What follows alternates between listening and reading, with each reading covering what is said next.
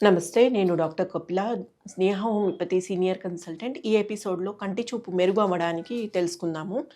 ఆరోగ్యకరమైన మరియు సమతుల్యమైన ఆహారాన్ని తీసుకోవడము అంటే మన దినచర్యలో తీసుకోవడము కంటికి చాలా ప్రాముఖ్యమైన విషయం అన్నమాట.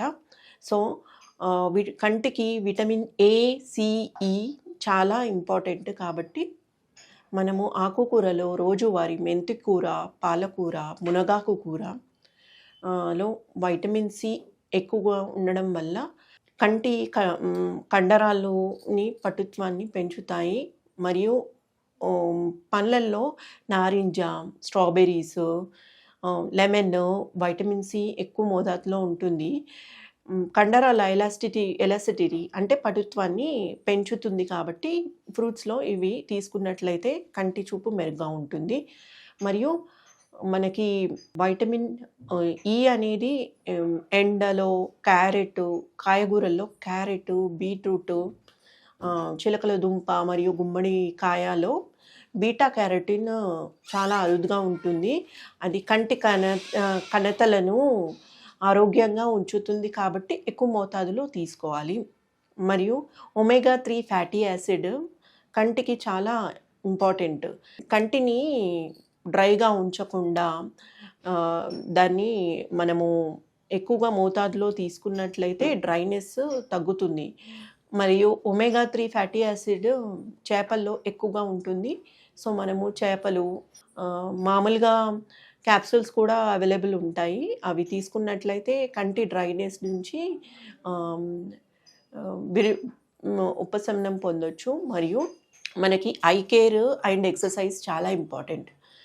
20-20-20 రూల్ ఖచ్చితంగా పాటించాల్సిందే. ఈ దైనందిక జీవితంలో మనకి ల్యాప్టాప్, మొబైల్, ఎలక్ట్రానిక్ డివైజెస్ లేకుండా ఏ పని అవ్వట్లేదు కాబట్టి ఖచ్చితంగా సమయం కుదిరినప్పుడు 20 నిమిషాలు 20 అడుగుల దూరంలో అలా 20 సెకండ్లు నిట్టూరుగా చూడ్డము రోజువారీ అలవాటు చేసుకున్నట్లయితే కంటి చూపు మెరుగ్గా అవుతుంది.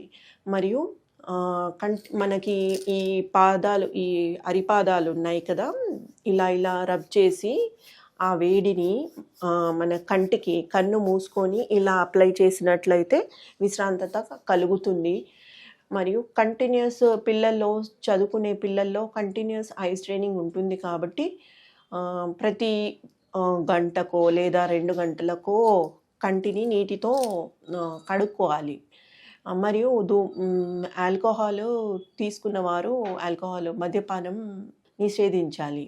మరి ఇంకా ఆహార నియమాల్లో చూసుకున్నట్లయితే మనము ఎక్కువగా ఆకుకూరలు మరియు నట్స్, పాలు, పన్నీరు, టోఫు అలాంటివి ఎక్కువ మోతాదులో తీసుకోవాలి. కానీ ఇంకా క్యారెట్ జ్యూస్ ప్రొద్దున, సాయంత్రము ఖచ్చితంగా రోజు మన దినచర్యలో అలవాటు చేసుకోవాలి.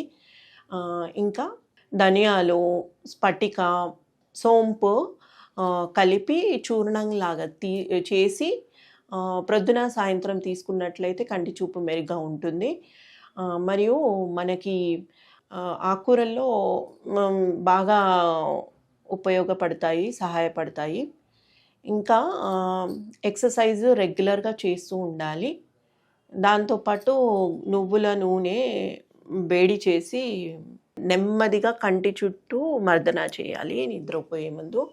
సో, కంటి చూపు మెరుగ్గా ఉంటుంది. ఇంకా మనము రోజువారీ పిల్లల్లో రోజు దినచర్య పెట్టాల్సిందే. ఎక్సర్సైజ్ ఇలా చేయాలి. 1 అవర్లో 3 నిమిషాలు ఖచ్చితంగా కిందికి పైకి చూస్తూ సైడ్ మూమెంట్స్, రైట్ లెఫ్ట్ చూస్తూ clock wise direction, anti clock wise direction, ఇలాంటి ఎక్సర్సైజెస్ 1 అవర్లో 3 మినిట్స్ ఖచ్చితంగా చేస్తూ ఉండాలి.